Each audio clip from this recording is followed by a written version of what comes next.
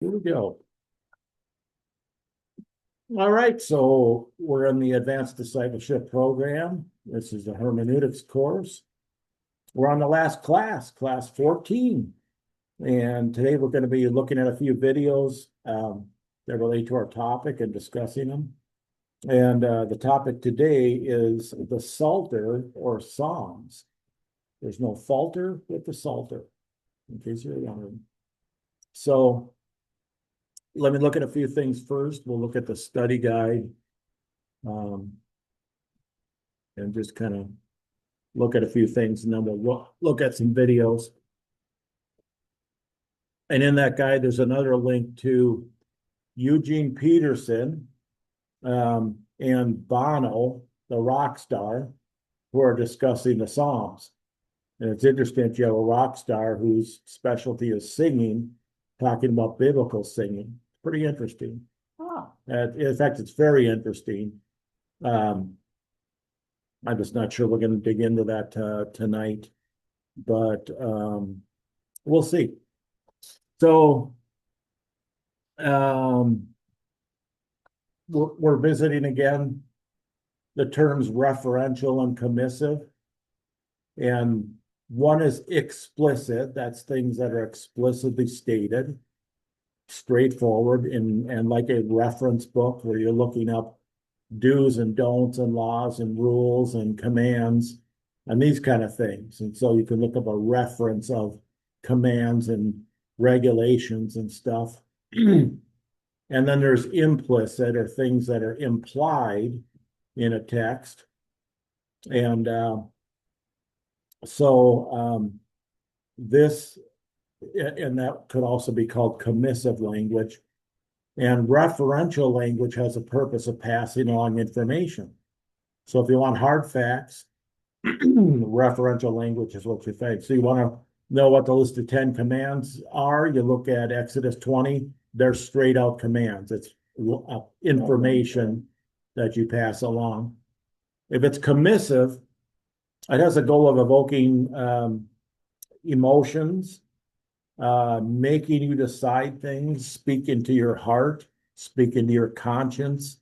And really the goal is to get to the heart of a person and compel them to love God more, be more committed, whatever it might be, but it's appealing more to the heart and emotions.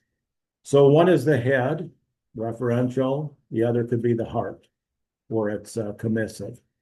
It's not really clean that way, but it's a pretty good way to remember it. So the Psalter is written in commissive language. And so even though there are facts that are taught in there, there's facts about who God is and whatnot, but the language is poetic. And so the real design is meant to get you to, for example, stand in wonder and awe of God as you describe his works, his creation. The trees of the fields clap their hands. Well, that's symbolic language. That's commissive, and it gets you to rejoice just thinking about how amazing God is. And if creation is imagine the noise that trees make when the branches rub each other. They're even crying out to their creator. And so what a beautiful picture that is. So it appeals to the heart and gets us to say, hey, our lives are so orderly and being created in the image of God. If the trees can do it, if the field's blown with wind, the wheat makes noise, the swishing sound, and it's really cool. Well, we can make some noise to the Lord too. So commissive language, pretty cool stuff when you think of it that way. And then this information is broken down in the videos. I want to see if there's anything here that's not in the videos. Pardon my hitchiness here. I just want to make sure we cover everything. So this, in Stein's work that this is, of course, is based on, he lists different types of psalms. So there's Psalms of Zion. there's entrance psalms, where lift up your head, O ye gates, the King of Glory is coming in. So it's entrance psalms. There's royal psalms and hymns to God, wisdom, psalms of trust, where someone's going through a hard time, but yet they will trust the Lord. Penitent psalms, where people, it's not written from the penitentiary, but they're penitent people who are just repenting in front of God, like Psalm 51 you mentioned. Yeah, perfect example. And then Psalms of lament, where people are just lamenting the past or what they've done, or they're just sad they lost somebody, and or they're tired of battle and fatigued and whatnot. And so there's Psalms of lament. And imprecatory psalms are you're asking God to do stuff.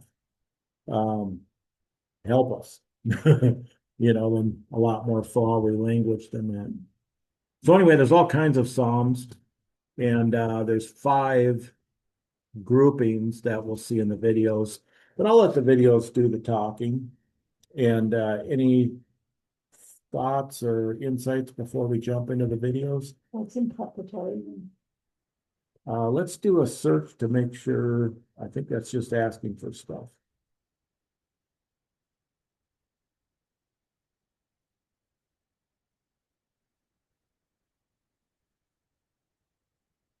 So they're calling on God to bring judgment, calamity, or destruction on their enemies.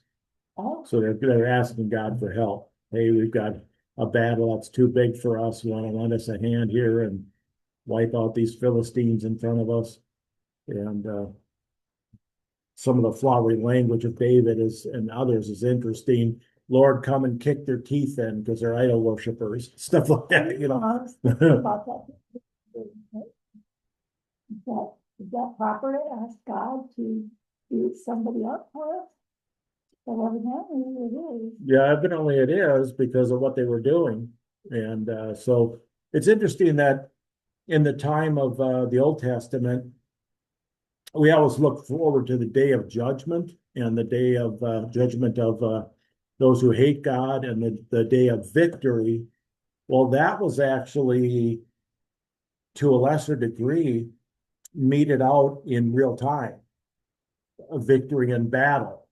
The Lord rescued us. The Lord is our salvation. And so, in a kind of mini scale way, God's salvation is a common theme in the Psalms.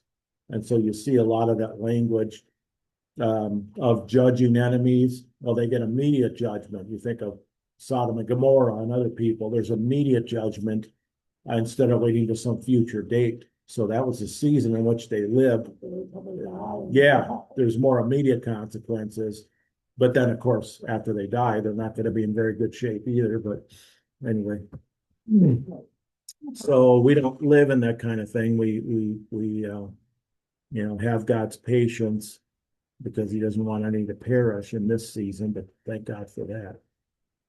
Anyway, it's a whole nother topic, but let us go. Well, for a future question then, is it all time then where we now should ask God to have mercy and not judgment on these people? And this for later, but I mean, Yeah. It's the question. Yeah, that's where Jesus instructed us to pray for our enemies. That's a new thing. That's a brand new idea that he was presenting. And people were astonished because they asked for God's victory to smash them to pieces. So that was, we shouldn't pray like that. We're not in that covenant anymore. Okay, that's right. Okay. Yeah. Yep. Yeah, that would be interesting if someone got up in church and prayed, Lord, kick my teeth of my neighbors in because they're really bothering me. That wouldn't be too good. Anyway, the first video we have is the Bible Project, and they have some really good stuff. So let's see if I can, let's see if I can go on the screen. I'm gonna move us up there. Kind of stay out of the way. There we are. Okay. And here we go, the Bible Project.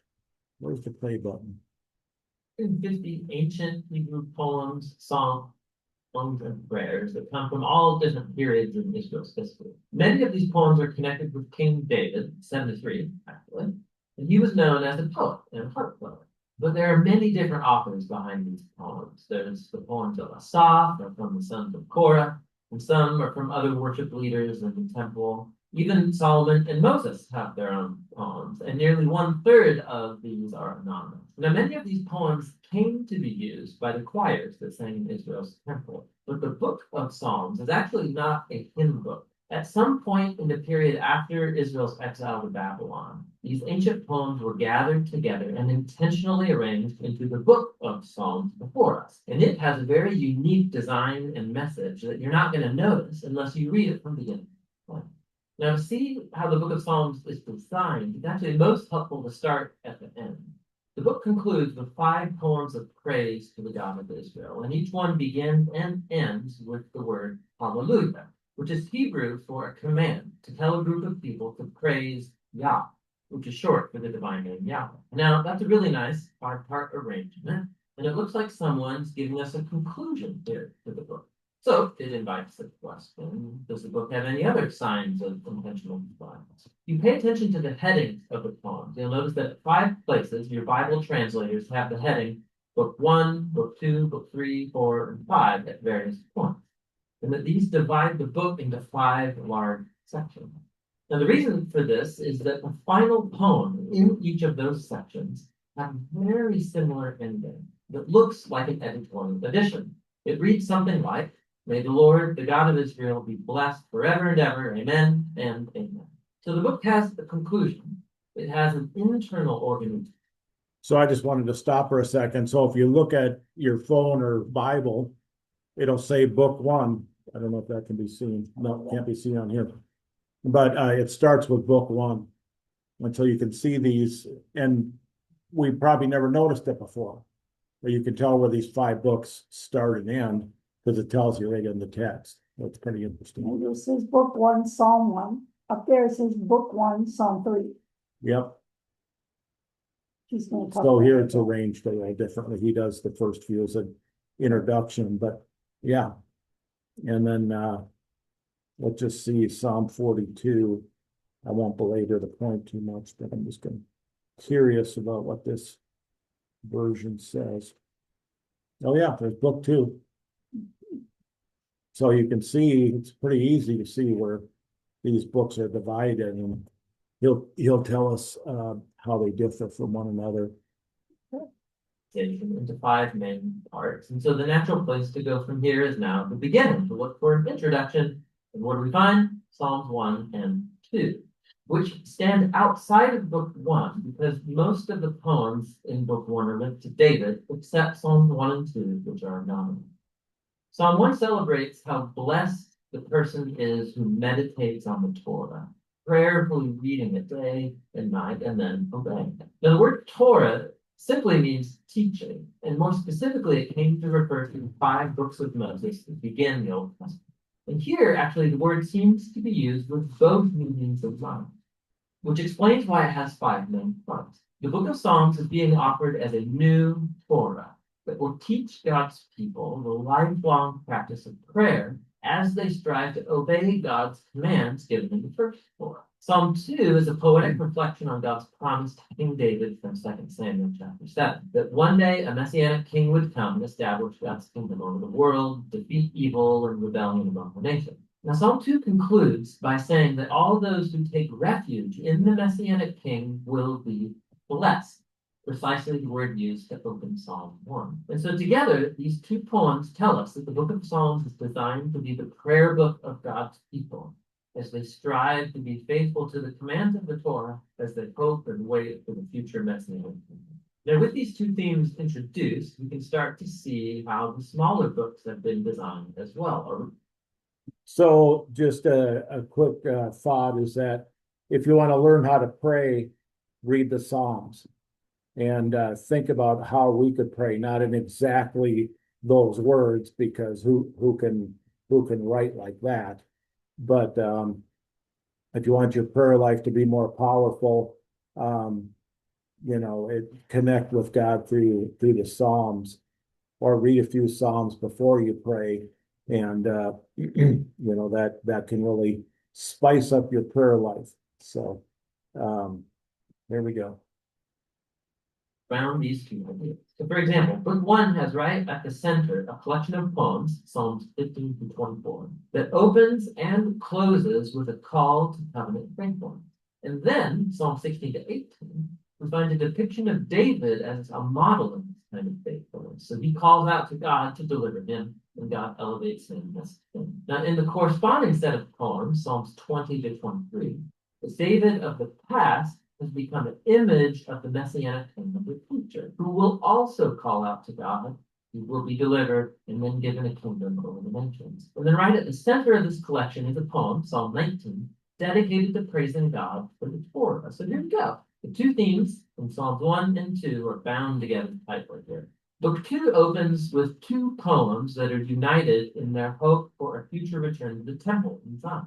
And this is an image closely associated with the hope of the Messianic kingdom. Then book 2 closes with a poem that depicts the future reign of the Messianic king over all of the nation.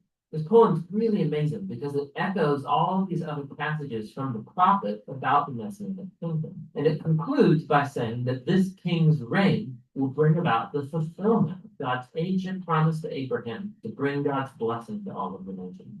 Book 3 also concludes with a poem reflecting on God's promise to David, this time in light of Israel's exile. So the poet remembers how God said he would never abandon the line of David. But now he's looking at Israel's rebellion and its result in destruction and exile and the downfall of the line of David. And so the poet ends by asking God to never forget his promise to David.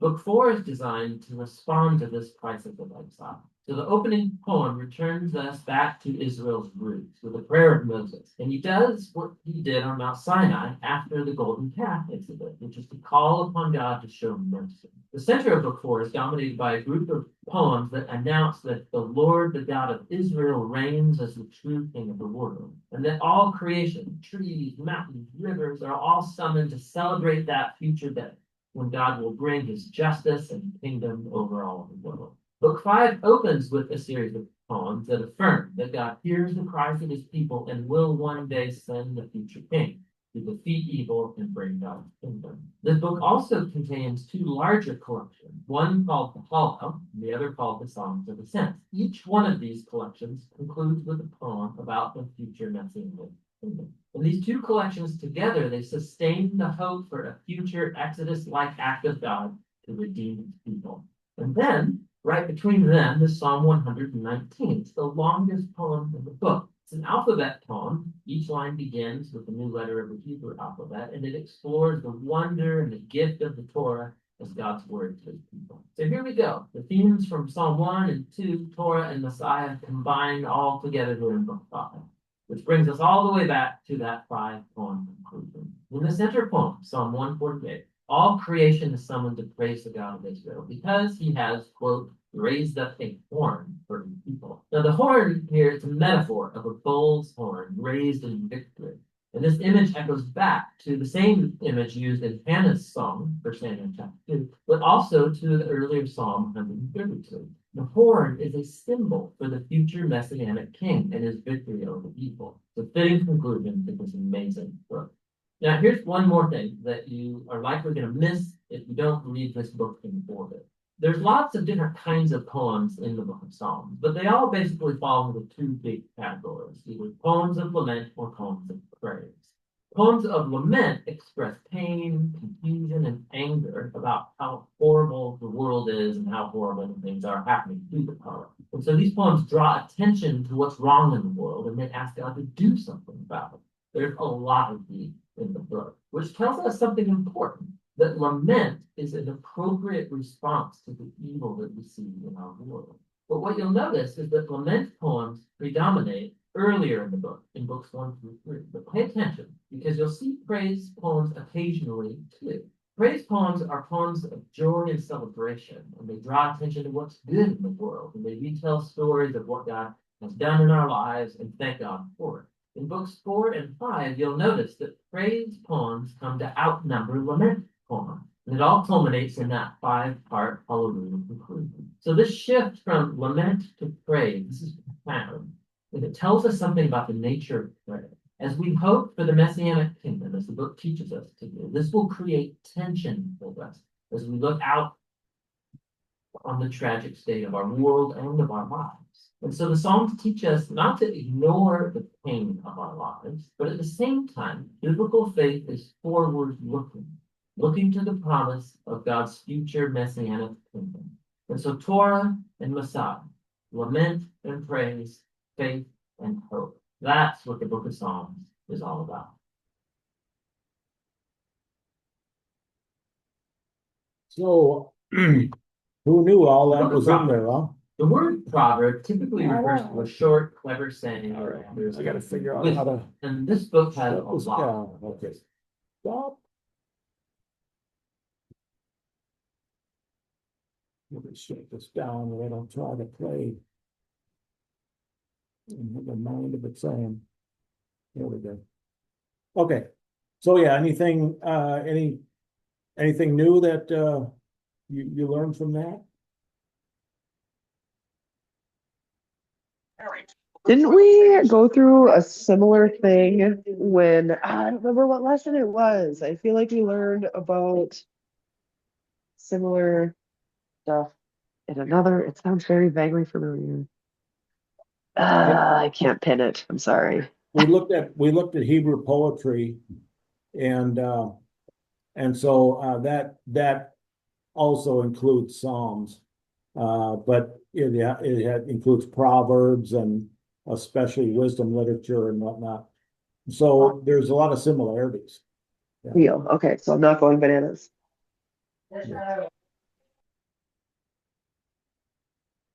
Yeah, and it's interesting to me that the two major themes are lament and praise. And so sometimes, people will shame us for feeling terrible, but there's a precedent. Little less than half of the Psalms are people being honest with how they feel and asking God to help them. And so nobody told them, hey, by the way, George the prophet told me just have more faith. That's not in the Psalms. It's like you cry out to God and then at some point your grief is spent and you again, each Psalm of lament actually ends with a commitment of faithfulness. So you see both of those things in Psalms of lament almost every time. Or someone is sorrowful, they're talking about how terrible they feel, and then it ends with, yet I will trust you, Lord, which is pretty cool. And it shows us that we can be honest with how we're feeling. We don't have to put on a happy face. That's not faith. Anyway, but God does come through as the hero in the end. So Is Job kind of poetry to you? Job is poetry, yeah. The form is poetry, almost the whole book. So you see a little section in the beginning that's straight text, and then the margins narrow, and the whole story is told in poetic form. And so I'm not sure how that translates in the original language, and it might sound a little different or more rhythmic, so you can memorize it. Well, it's a true story, but for some reason it's in poetic form. So it's kind of interesting. And I can understand that poetic form when you see toward the middle and getting toward the end of Job, you see all this imagery that's spoken about, the beasts and dragons and all these things, and there's a mention that God's the one who created all these things. Where were you when I created these things and laid the foundation of the world? And so that would be naturally very poetic, speaking in even apocalyptic language, or certainly poetic language, prophetic. So, any other thoughts? It's just thinking about how Job's lamenting and then he was praising, but. Yeah. Wrote that, Yeah, he went through that whole cycle. So really, Job could be thought of in very similar to a psalm of lament, only it's a really long, long one. And also, he makes a statement, though you slay me, yet I will trust you. And so, wow, talk about faith building. It's incredible. All right, well, let's look at the next one. It's shorter. And it's more referential. This video, the guy gives us a lot of facts and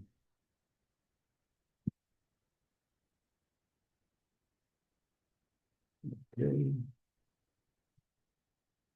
And here we go. He's even got a whiteboard. White privilege board. Hi, this is Jared Hughes from ReligionsTeacher.com. One of the greatest gifts in the Old Testament is this book of Psalms. This video, I want to explain what the word Psalm means, and also just a brief summary or overview of the actual book of Psalms. This word Psalms in Greek, the Greek name for the book, means instrumental music.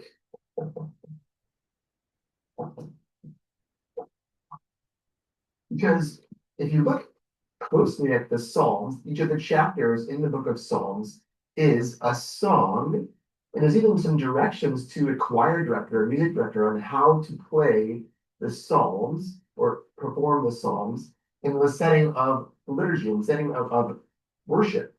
The Hebrew name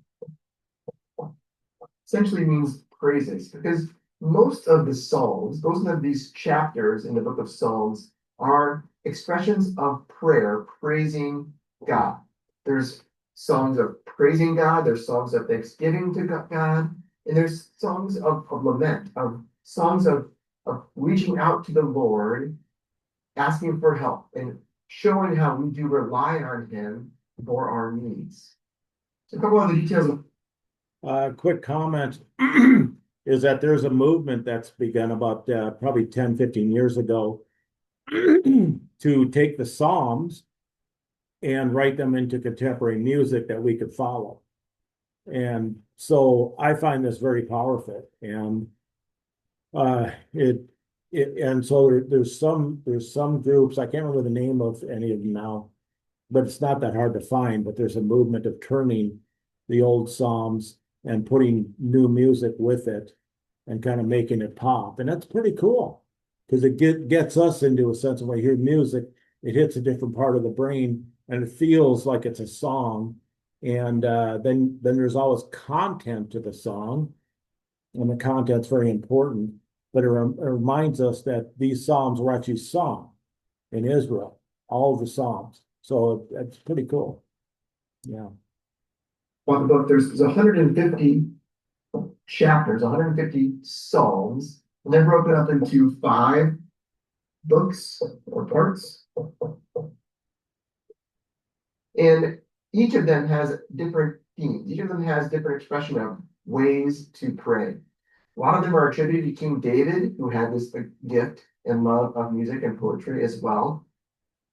But they developed over a series of a number of hundreds of years and really do express the life of God's people, the experience of God's people.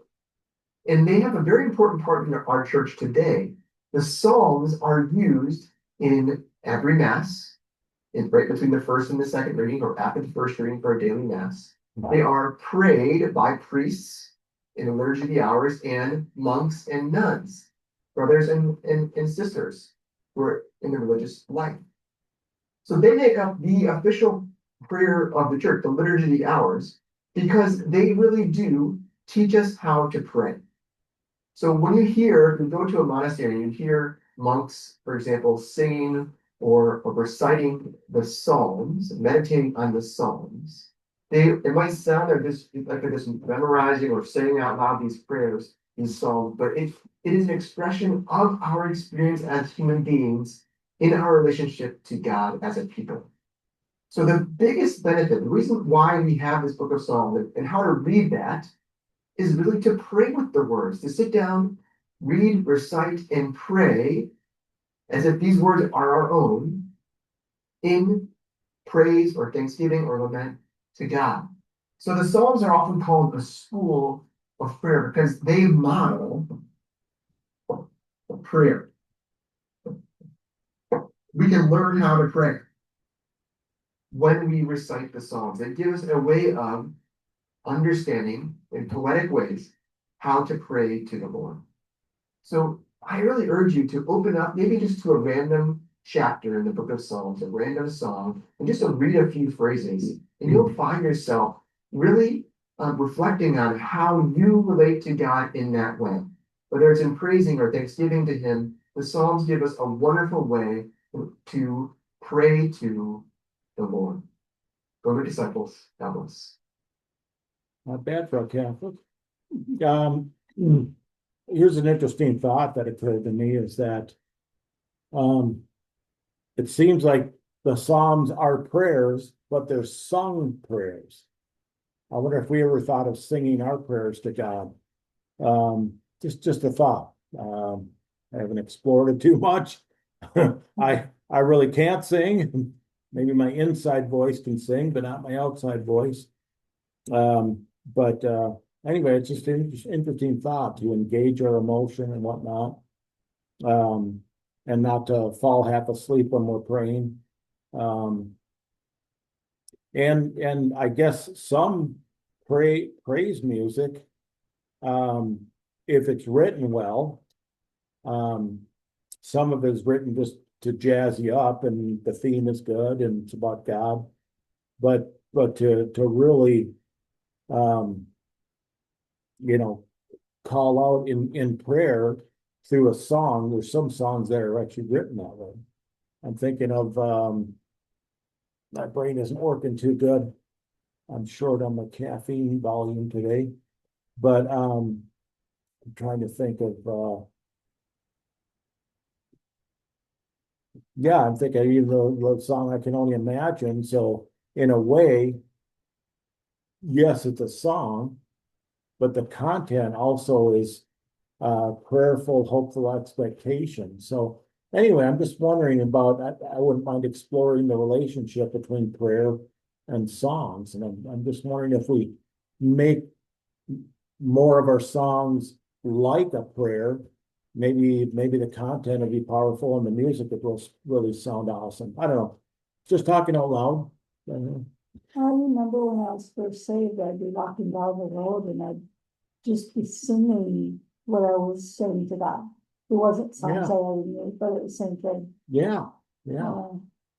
I'm thinking of times, in fact, when I was really early in my salvation, where I would just be singing, but I was actually singing to God. So it was like a prayer, not just to the air, joining in with people and not remembering I'm singing to God. Nobody else was listening. Yeah, powerful. That's a real powerful sense of connecting with God, isn't it? Mm-hmm. Well, cool stuff. So anyway, that is Psalms. I won't play the last one, but if you want to see what Bono has to say about Psalms, he actually has some really good insight. So go to the teacher's guide, click on that link, right click, and then hit open link, and you'll be able to watch he and Eugene Peterson.